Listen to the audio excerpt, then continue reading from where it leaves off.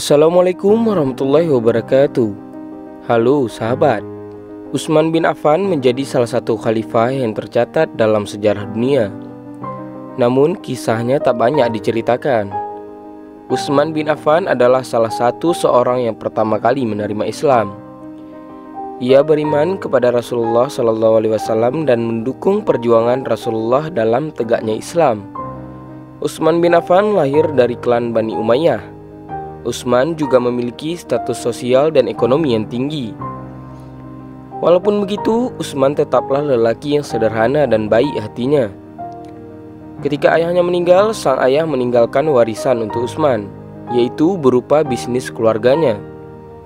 Bisnis tersebut teruslah berkembang sehingga ia menjadi salah satu seorang yang terkaya di Mekah. Utsman bin Affan terkenal dengan sifat malunya dan kemurahan hati yang tidak berujung. Kemurahan hati dan kedermawanan seorang Utsman bin Affan tiada henti. Ia merasa bahagia menghabiskan sejumlah besar kekayaannya untuk membantu umat Islam.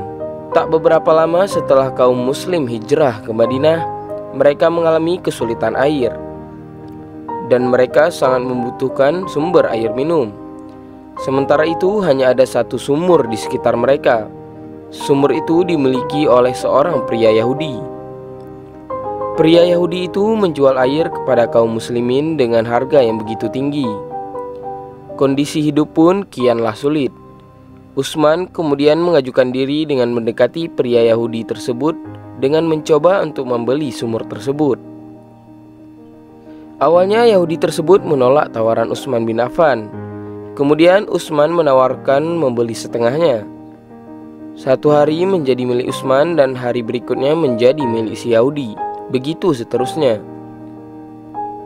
Yahudi itu pun menerima tawaran Utsman bin Affan. Pada hari giliran Utsman, ia memberikan air gratis untuk semua orang.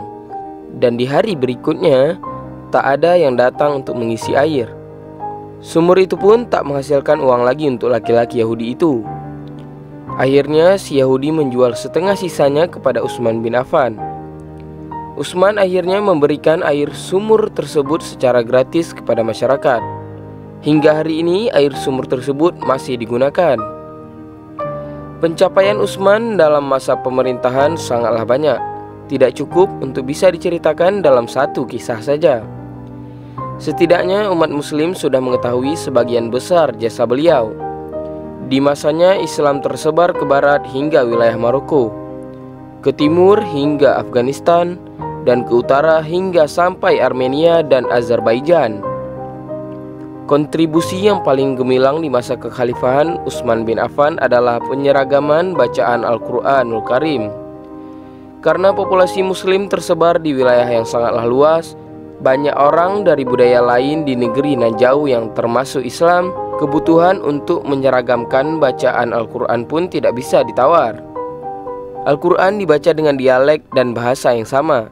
Saat itu hanya tersisa satu salinan Al-Quran yang dibukukan di masa kekhalifahan Abu Bakar. Mushaf tersebut disimpan di kediaman Hafsah, yaitu putri Umar bin Khattab. Utsman kemudian meminta Al-Quran tersebut kepada Hafsah untuk diduplikasikan. Kemudian membentuk tim yang terdiri dari Zaid bin Sabit, Abdullah bin Az-Zubair, Sa'ad bin Al-Ash, dan Abdurrahman bin Al-Haris, yang nantinya akan ditugaskan untuk menyalin Al-Quran. Setelah selesai, salinan asli dikembalikan ke Hafsah, sementara salinan yang baru dikirimkan ke berbagai negara Islam yang baru. Al-Quran tersebut dijadikan pedoman untuk membaca, belajar, menghafal, dan mengajarkan isi Al-Quran tersebut. Prestasi besar lainnya adalah Utsman membuat angkatan laut muslim pertama kalinya. Ekspedisi militer muslim di laut berlayar untuk pertama kalinya di bawah kekhalifahan Utsman bin Affan. Pasukan tersebut dipimpin oleh Muawiyah bin Abi Sufyan. Demikian beberapa kisah mengenai pahlawan tanda jasa Utsman bin Affan. Semoga kita dapat mencontoh keteladanan daripada sifat Utsman bin Affan tersebut. Lebih dan kurang saya mohon maaf. Wabillahi taufik wal hidayah. Assalamualaikum warahmatullahi wabarakatuh.